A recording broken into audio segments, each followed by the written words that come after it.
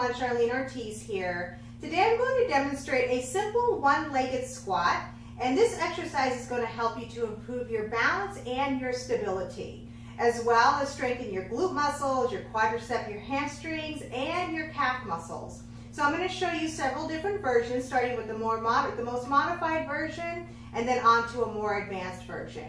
And so I have my little setup here. I just have my buffet for something to hold on to for the modified, and then I have my coffee table to show you a more advanced version from there. And so with the one-legged squat, similar to a basic squat, all the rules are going to be the same, but obviously it's going to be a lot more challenging. And this is an exercise I did with a lot of my physical therapy clients that had knee injuries, ankle injuries, and hip injuries as well. Okay, so in the beginning, you can start by holding on to something just to practice the appropriate form and how to do the movement properly. You can put your leg in front of you or you can put it behind you. It all depends on what your comfort level is. When you're performing the one-legged squat exercise, obviously you want to make sure you're keeping your transverse abdominis pulled in, your shoulders are back and down, and you're in your neutral spine position. What we don't want is this, okay? We want to make sure that neutral is staying nice and maintained. And as we come up from the movement, you want to push through the heel of the foot. And as you get more comfortable with your balance, you eventually want to be able to let go of whatever apparatus that you're using to help you to stabilize yourself. In the beginning, don't worry about your range of motion. You just want to make sure you're thinking about the form. And just like a basic squat movement, you want to make sure that that knee isn't coming too far forward, that you're not leaning forward, but that the movement is happening with the bend in the knee as well as the hip. And that is just the most basic way how to do it.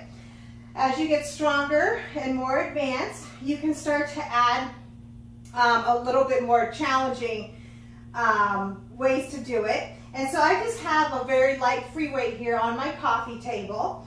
And so with this version, keeping my neutral, I'm just going to go into my one-legged squat. And I'm going to, because you want the movement to be in the glute, where the glute is coming down towards the floor as you do the movement. And so with this version, I'm just going to go into my basic squat. I'm going to pick up my weight, stand upright, and then I'm going to place it back down. And remember, you're not doing this, okay? That's not the movement. The movement comes from the actual bending of the knee and the hip without letting that knee come forward. So I'll demonstrate again. Again, in my neutral, and I'm bending with my knee and my hip, and my upper body is actually moving down, not forward, but down, and I grab my weight, and then I pick it up, and again, maintaining the appropriate motion, I set it back down, okay? And the most advanced version would be to place the weight on the floor and pick it up all the way down onto the floor. Now this is a very, very advanced form of doing this.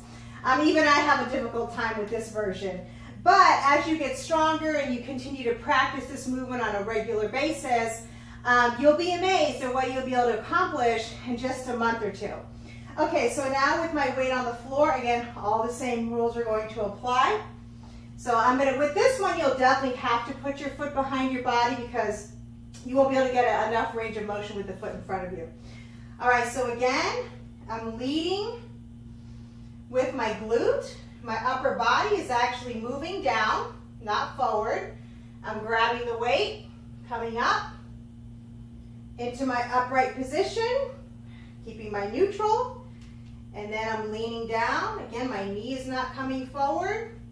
My glute is moving down, and then I place it down and come back up again. So as you can see, it takes quite a bit of balance. It certainly is a challenge for me. And so even with the different, more advanced versions, you can even add another level of modification where you start, having to hold on to an apparatus, and then you can balance without holding on to anything with a limited range of motion. And then if you want to go on to more advanced, deeper range of motion, you can hold on to an apparatus and practice a deeper range of motion. And then as you get better, you let go of it. And the same thing as you're reaching for the one on the floor. And so that is just a really great exercise, again, to help strengthen the muscles that surround your hip, your knee, and your ankle. So for any of you that have suffered injury, or you suffer from weakness from past injuries or what have you, and you struggle with your ability to maintain your strength and stability because your knees, your hips, or your ankle might be weak, this is going to be a great way to help strengthen those muscles, giving the joints the support and the stability that they need in order to help you feel stronger, more balanced, and more stable. So, all right, guys, thanks so much for tuning in. I always appreciate your time and attention. If you enjoyed this video, don't forget to give it a thumbs up and subscribe to the channel so you don't miss out on any future videos to help you to improve the quality of your life.